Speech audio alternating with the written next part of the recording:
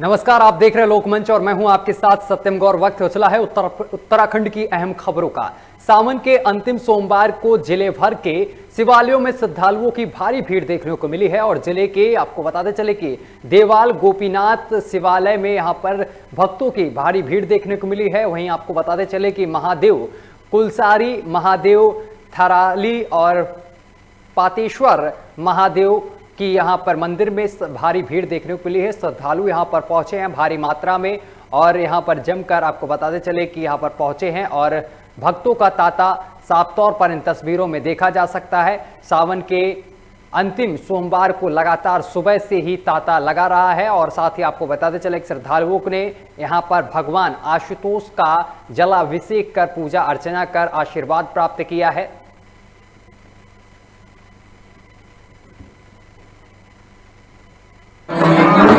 तो अभी आप देख रहे होंगे कि पूर्व की अपेक्षा में अभी श्रद्धालुओं की संख्या में निरंतर वृद्धि हुई है और क्षेत्रीय जनप्रतिनिधि भी अपना सहयोग कर रहे हैं।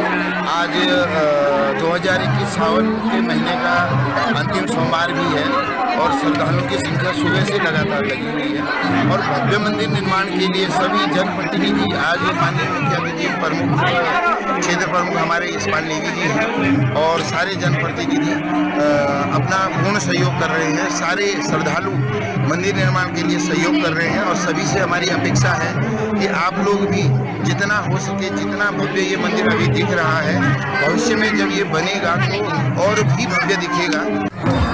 सबसे पहले मैं मृत्युंजय को से कोटि नमन करती हूँ। हमारे मंदिर की बहुत बड़ी विशेष वो है, प्रशंसा करते हैं सभी लोग। हमारे मंदिर की अपार शक्ति है। हमारे भोलेनाथ जी यहाँ सभी श्रद्धालु लोग बड़े शक्ति भक्ति भाव से श्रद्धा भक्ति भाव से आते हैं। तो यहाँ हम लोगों को हमें जितना विश्वास है उतना ही हम पर कृपा करते हैं भगवान भोलेनाथ।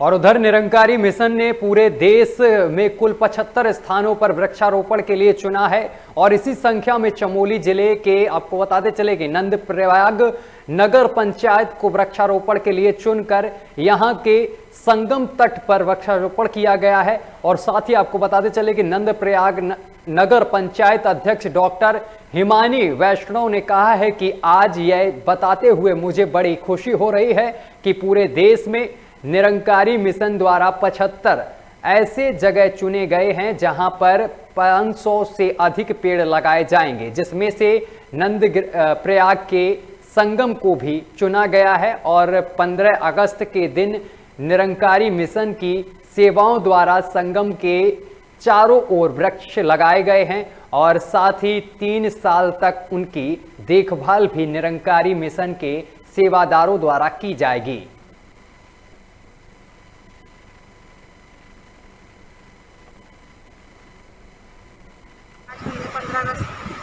आज हम 15 अगस्त पे यहाँ पे संत निरंकारी मिशन द्वारा हमारे मिशन की 11 तारीख से सेवाएं चल रही हैं। संत निरंकारी मिशन के सेवदल के भाई बहनों ने पूरे संयोजक क्षेत्र, तीनों संयोजक क्षेत्र मिलजुल कर नंदप्रयाग संयोजक क्षेत्र, नंदप्रयाग, करणप्रयाग, रुद्रप्रयाग संयोजक क्षेत्र, आत्मदीन संयोजक क्षेत्र के भाई बहनों ने यहाँ पे सेवाएं करी। और जहाँ हमारे देश को स्वतंत्रता के 75 वर्षगांठ मनाने जा रही है, वहीं आज नगर पालिका की अध्यक्ष यहाँ पे आई। उन्होंने इस स्वतंत्रता दिवस पर निरंकारी मिशन के सेवादल के भाई बहनों के साथ मिलजुल के पेड़ वृक्षारोपण लगाया। निरंकारी चैरिटेबल फाउंडेशन द्वारा यहाँ पे दिनांक 11 से हमारी सेवाएं निरंतर चल रही हैं, जिसमें जो है हम यहाँ पे एक वन की जो है स्थापना करने जा रहे हैं। ये जो है एक क्लस्टर ऑफ ट्रीज जो है तैयार किया जाएगा, जिसको हम निरंतर जो है 3 साल तक गोद लेंगे। जब तक ये पौधे जो है एक पेड़ का रूप नहीं ले लेते हैं, तब तक हम इसका संरक्षण करते रहेंगे। ऐसा नहीं कि हमने सिर्फ पौधरोपण किया और छोड़ दिया, नहीं, हम इसको जो है जब तक ये पूरा का पूरा जो है डेवलप नहीं हो जाते हैं, तब तक निरंतर हम इनको जो है यहाँ पे पूरा जो इसका संरक्षण देंगे, पानी देना, खाद देना। ये जो है एक निरंकारी मिशन का अपना ध्येय है, जो 21 तारीख को यहाँ पे हमने बृहद वृक्षारोपण का कार्यक्रम हमारा जो है यहीं पे नहीं बल्कि पूरे देश में जो है इसका आयोजन किया जा रहा है। निरंकारी मिशन द्वारा यहाँ पे 3 साल के लिए हमारे नंदप्रयाग संगम को गोद दिया गया है, जिसमें कि वृक्षारोपण किया जाएगा और हमारे जो सेवादार हैं वो निरंकारी मिशन के। और डोईवाल के कृषक गन्ना पब्लिक स्कूल इंटर कॉलेज में आपको बताते चले कि आज विधानसभा अध्यक्ष प्रेमचंद्र अग्रवाल ने डोईवाल क्षेत्र के उन सभी स्कूल बोर्ड परीक्षा के छात्र छात्राओं को सम्मानित किया है जिन्होंने हाई स्कूल और इंटर की बोर्ड परीक्षा में शानदार प्रदर्शन करते हुए टॉपर के साथ प्रथम श्रेणी में पास हुए हैं। और सभी बच्चों को सम्मानित करते हुए यहाँ पर सम्मानित किया गया है सभी बच्चों को। इसके साथ ही आपको बताते चले कि बच्चों भी यहाँ पर भारी संख्या में पहुंचे। और साथ ही आपको बताते चले कि विधानसभा अध्यक्ष प्रेमचंद्र अग्रवाल ने कहा है कि कोरोना काल में भी क्षेत्र के बच्चों ने मेहनत की और बोर्ड परीक्षा में शानदार प्रदर्शन कर उच्च स्थान प्राप्त किया है।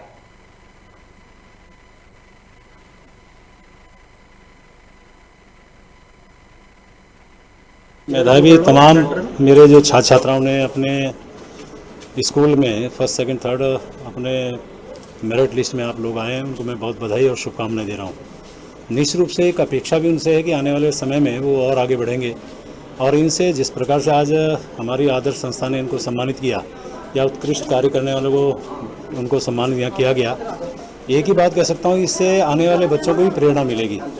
और कोरोना काल की जहाँ तक बात की, मैं कह सकता हूँ कि अभी भी कोरोना ख़त्म नहीं हुआ है, अभी भी हमें सचेत रहने की आवश्यकता है। उस समय ऑफलाइन पढ़ाई हो रही थी, फिर ऑनलाइन पढ़ाई हुई, लेकिन जो बच्चे प्रतिभावान हैं वो इन चीज़ों की परवाह किए बिना उन्होंने अपने प्रतिभाओं का जोहर आज दिखाया है।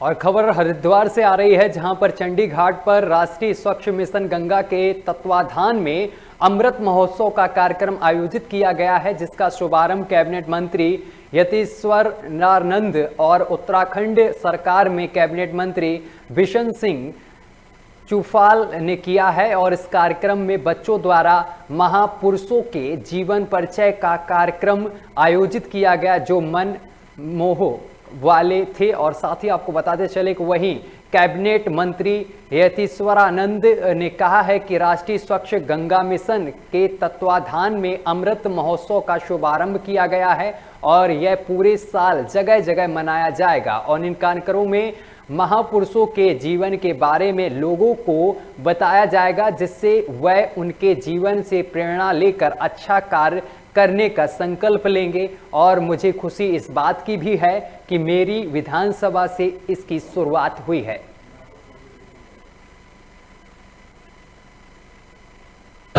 उत्तराखंड की देवभूमि में हरिद्वार के चंद्रा घाट में भारत सरकार जल शक्ति मंत्रालय द्वारा यहाँ पर आजादी के 75वें महोत्सव के रूप में यहाँ पर मनाया जा रहा है। कि नमामि गंगे जो हमारी इसकी कार्यदायी संस्था है, ये पहली बार इस देश के प्रधानमंत्री नरेंद्र मोदी जी ने माँ गंगा को याद किया और माँ गंगा के उसके जो गंगा स्वच्छ रहे, निर्मल रहे, प्रदूषण रहित हो, उसके लिए योजना बनाई और इसके तहत जो काम चल रहा आज गंगा में जो नदी के अंदर भी गंगा के अंदर जितने भी जीव जंतु रहे वो प्रदूषण से मुक्त हैं, वो सुरक्षित है। राष्ट्रीय स्वच्छ मिशन गंगा द्वारा के तत्वाधान में आज जो माननीय मोदी जी ने 75वीं वर्षगांठ को अमृत उत्सव मनाने का जो ये शुभारंभ किया था, उसी के उपलक्ष्य में आज हरिद्वार के जो हमारे चंडी घाट पर।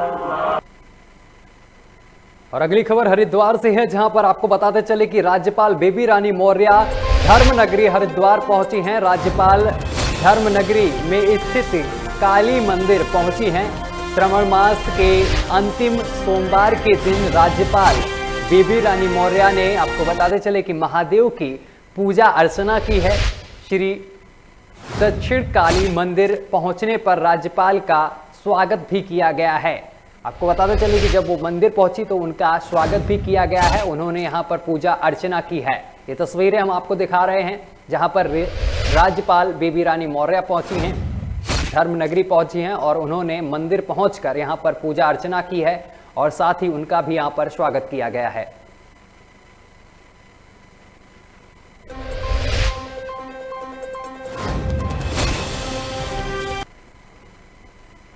और उत्तराखंड चुनाव 2022 के लिए बिगुल फूंकने की रणनीति के तहत आपको बताते चले कि भारतीय जनता पार्टी ने आज से जन आशीर्वाद यात्रा शुरू कर दी है, जिसके साथ ही पार्टी का चुनाव प्रचार अभियान प्रदेश भर में शुरू हो गया है।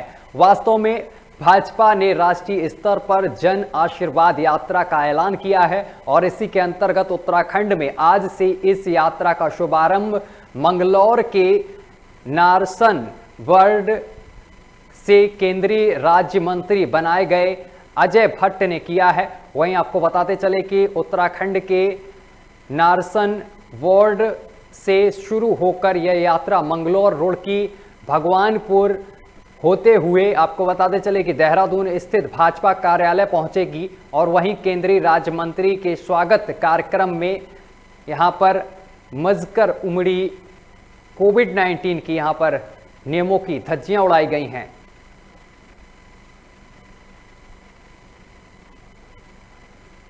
और अगली खबर टिहरी से आ रही है, जहां पर आपको बताते चले कि जिले के नगर पालिका चंपा में यहां पर स्वतंत्रता दिवस की संध्या पर नगर पालिका अध्यक्ष सुमना रमोला ने कवि व शिक्षक सोमवारी लाल कलानी द्वारा रचित स्वच्छता जागरूकता कोविड-19 जागरूकता कैलेंडर का विमोचन किया है। इस मौके पर उन्होंने कहा है कि सकलानी जी के द्वारा किया गया कार्य सराहनीय है और इससे समाज में जागरूकता आ रही है। वहीं कवि व शिक्षक सोमवारी लाल कलानी ने कहा है कि उनके द्वारा कोरोना काल से लेकर लगातार जागरूकता कैलेंडर बाजारों में लाए जा रहे हैं और कहा है कि उनके द्वारा अब 2 अक्टूबर तक 500 कैलेंडरों को वहां जिले के सार्वजनिक स्थानों और दुकानों के बाहर इनको लगाया जाएगा।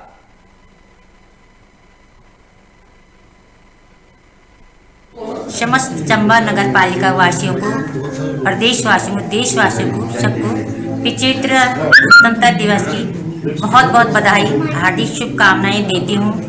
इसके बाद मैं अपने यहाँ पे सकलानी जी, जिन्होंने कि आज बहुत ही अच्छा संदेश देने का काम किया, लगातार वो 2 साल पूर्व से ये कार्य चला रहे हैं।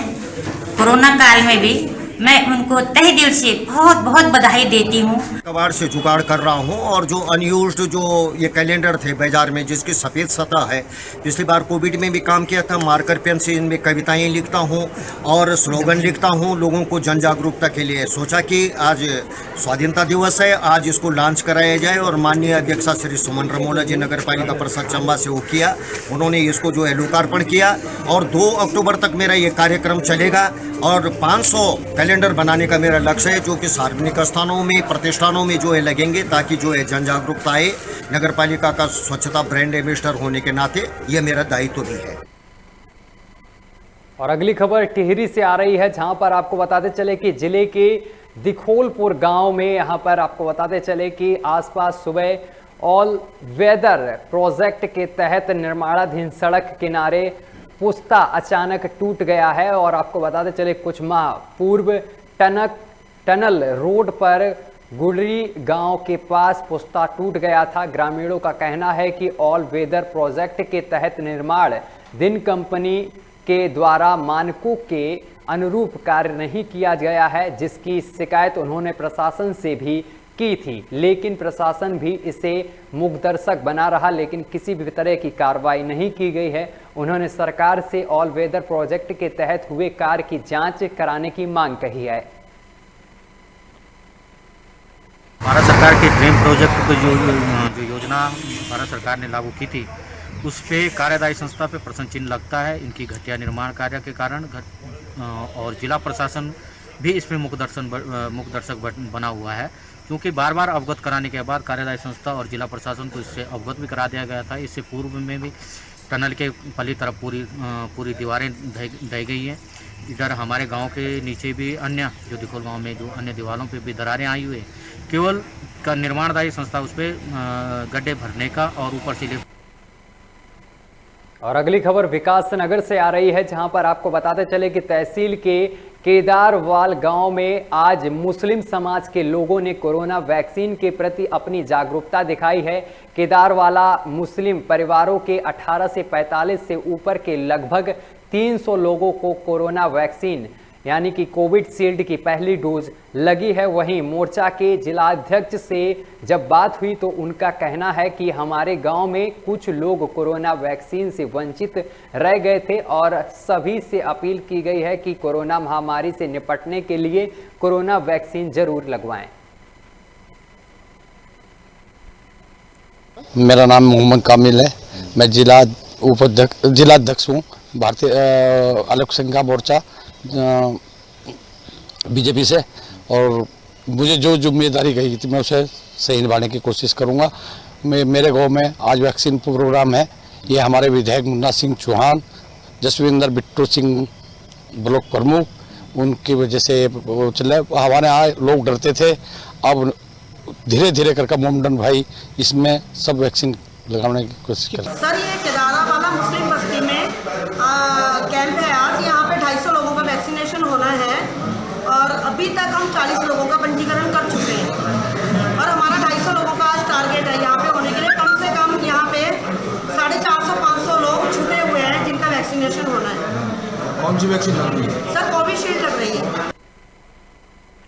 चलिए अगली खबर का रुख करेंगे। खबर विकास नगर से आ रही है, जहां पर जश्न आजादी मौके पर विधायक मुन्ना सिंह चौहान ने गरीब लोगों को यहां पर स्वामित्व कार्ड बांटे हैं। विकास नगर तहसील के अंतर्गत 600 लोगों को स्वामित्व योजना के में यहां पर लाया गया है और आपको बताते चले कि आज 30 लोगों को स्वामित्व कार्ड विधायक द्वारा दिए गए हैं।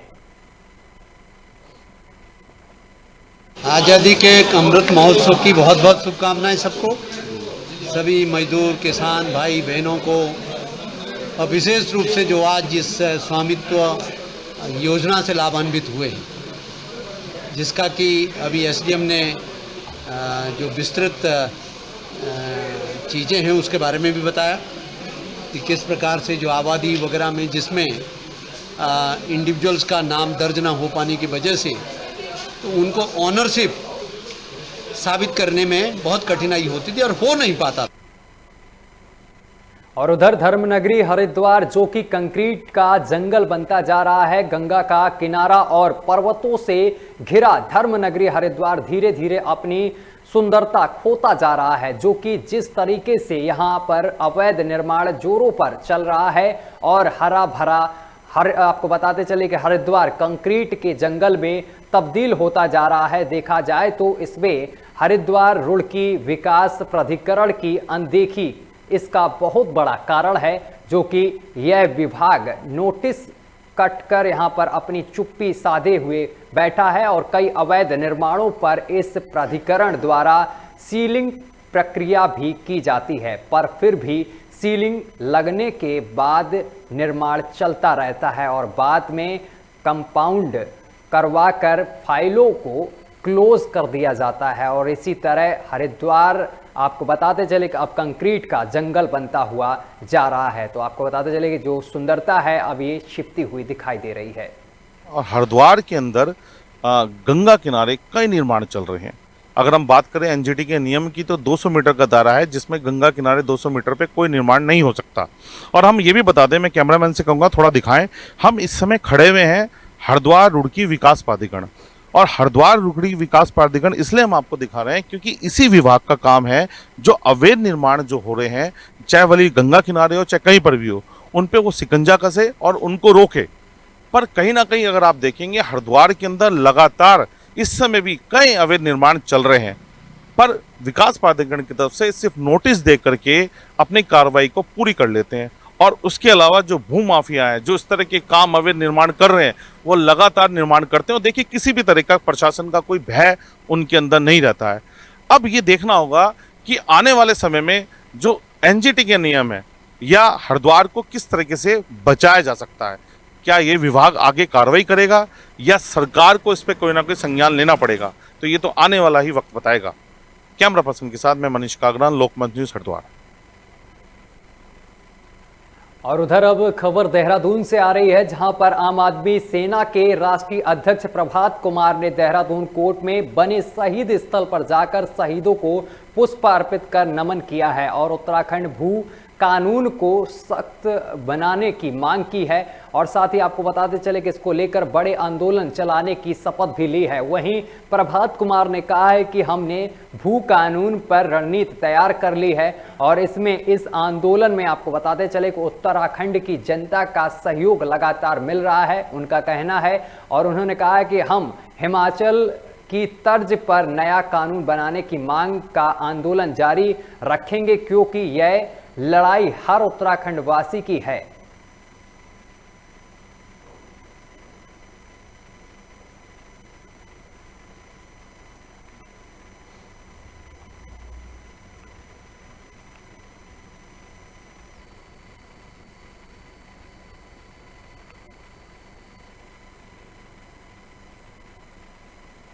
और खबर किच्छा से है, जहां पर आपको बताते चले कि भारतीय किसान यूनियन के राष्ट्रीय प्रवक्ता राकेश टिकैत ने अपने हजारों समर्थकों के साथ कृषि उत्पादन मंडी किच्छा पहुंचकर ध्वजारोहण किया है। इस दौरान उन्होंने कहा है कि मोदी सरकार किसानों के उत्पीड़न के लिए पूरी तरह जिम्मेदार है। 3 कृषि कानून काले कानून हैं जो हम पर थोपे गए हैं। मोदी जी के द्वारा 2022 तक किसानों की आय दोगुनी करने की घोषणा झूठी साबित हुई है। और उन्होंने कहा है कि किसानों से आह्वान किया है कि अब की बार वोट मांगने के लिए आने वाले सभी नेता वोट तभी दें जब किसान की आय दोगुनी हो जाए। यह तब तक जारी रहेगी जब तक काले कानून वापस नहीं किए जाते। रणनीति हम आंदोलन चलता रहेगा जब तक कानून वापसी नहीं है, तो घर वापसी नहीं है। हमारे 3 जो कानून है ये वापसी करो, बिजली अमेंडमेंट बिल है, ये सारे जितने भी और भी कानून है उन पर बातचीत करो। सब लोगों को पोल्यूशन वाला मामला है उन पर बातचीत करो और एक कमेटी की बना दो, बाकी कमेटी काम करती रहेगी। पहले 3 कानून। और उत्तराखंड के हर शहर, गांव, गली, मोहल्ला एवं राजकीय कार्यालयों, विद्यालयों में आज़ादी की 75वीं साल गिरह यहां पर मनाई गई है। साथ ही आपको बताते चले कि विकास नगर के बाबूगढ़ सरस्वती विद्यालय मंदिर इंटर कॉलेज में भी यहां पर 15 अगस्त की शुभ संध्या पर विकास नगर विधायक आपको बताते चले कि मुन्ना सिंह चौहान ने राष्ट्रीय ध्वज फहराया है। इस दौरान आपको बताते चले कि स्कूली छात्र छात्राओं ने उन दौरान यहाँ पर गीत गाए हैं और शहीदों को भी याद किया है और जिनकी बदौलत आज हम खुली हवा में सांस ले रहे हैं। आज़ादी का अमृत महोत्सव है। क्षेत्रवासियों को, प्रदेशवासियों को, देशवासियों को इस अति पावन पवित्र अवसर पर ढेर सारी शुभकामनाएं। और इसी बीच झांसी से खबर सामने निकल कर आ रही है, बड़ी खबर आपको बता रहे हैं। आपको बताते चले कि झंडारोहण के दौरान पालिका चेयरमैन ने पार्षद को जूतों से पीटा है। बड़ी खबर आपको बता रहे हैं, पीटने का वीडियो भी सोशल मीडिया पर जमकर वायरल हो रहा है। भीड़ में मौजूद लोगों ने कहा है कि जूते से पीटा।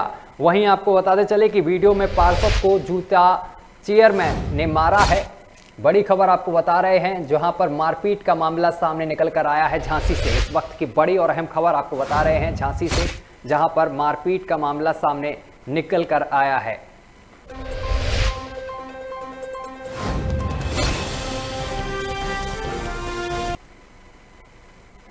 और चलिए इसी के साथ बुलेटिन में अभी के लिए बस इतना ही। देश दुनिया की तमाम खबरें देखने के लिए देखते रहिए लोकमंच न्यूज।